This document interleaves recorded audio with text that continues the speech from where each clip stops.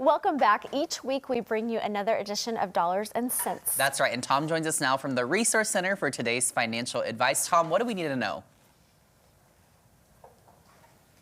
What you need to know is what Roy Rickstrew is going to share with you today. Of course, the disability rep, your disability rep. And at the end of this, remember to have your phones ready. You can click on the QR code to get more information. And Roy, that is a tough question right there for anybody, but I would imagine especially so for people talking Social Security. It is, because with the Social Security Administration, one of the things they look at is kind of the length of that treatment relationship and how well your doctor would know you.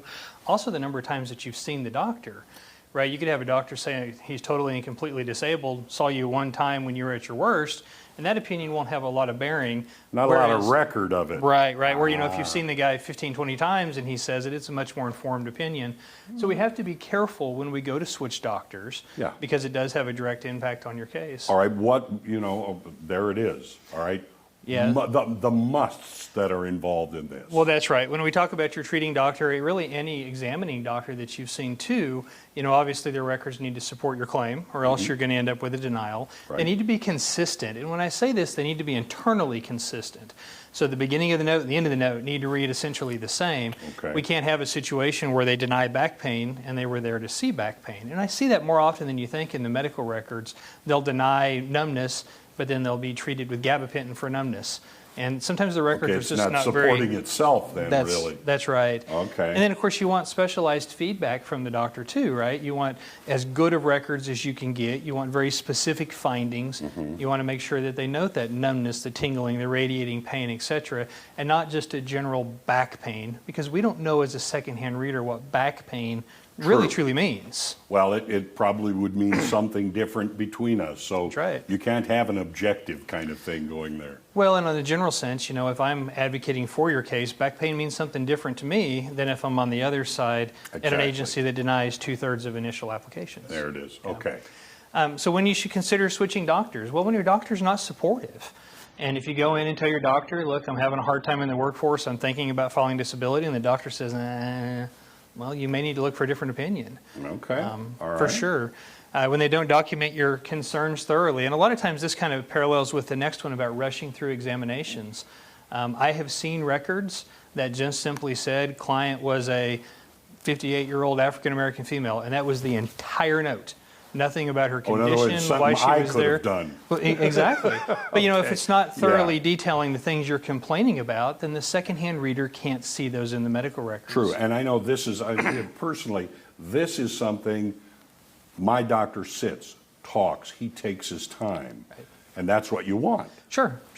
And then the last thing here is, if they only focus on the one condition that they treat, and a lot of times I'll see this kind of in reverse too, where you'll have people that go to their primary care doctor for their anxiety and their depression, and there's not a specialist. And on the surface, we kind of look at that and we say, well, how bad is it if you're not escalating your care to somebody who specializes in those things? I see. Okay. All right. So when it's time to make the change is the big question. Well, when your condition no longer matches your doctor's expertise, it's time to look for either a supplement to your care team, a new doctor, or you need to change specialties. So that would be like if I had something wrong with my knees, maybe go to an orthopedic surgeon, that kind of thing. Exactly. Okay. Exactly. All right. The communication is poor. I've been to doctors myself personally. It was hard to get anything out of my doctor. I've had doctors in the past that would just simply say, will it work? I don't know. We can try it. Well, that doesn't really help me a whole lot when we have that type of approach. If you feel like the doctor's just dismissing your complaints, if they're glazing over them, they're hurrying through them, if you don't feel like you're really getting that traction, then it may be time to look for a different doctor. Okay. And then the last thing is as early as possible.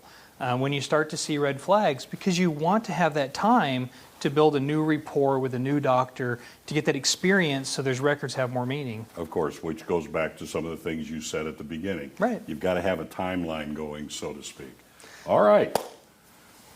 Free consultation, same-day appointments. There's the QR code right there, the phone number. There's yourdisabilityrep.com. And one thing, 882-1800 is where we've directed folks in the past, but this is direct to my desk, guys. The 812-6698, that number will ring at my desk. no receptionists, no paralegals. That's me. And in today's world, it's really hard to get a professional to throw their direct line out there and say, hey, call me here, but call me here. Yeah. I want to be your disability rep. You stand by what you do. I do indeed. Absolutely. Give Roy a call. Back to you guys. Thank you, Tom. You know, people might want to dig a little deeper into that, and he's a perfect person to call. Exactly, To get more a great information. resource at the Resource Center. There you go.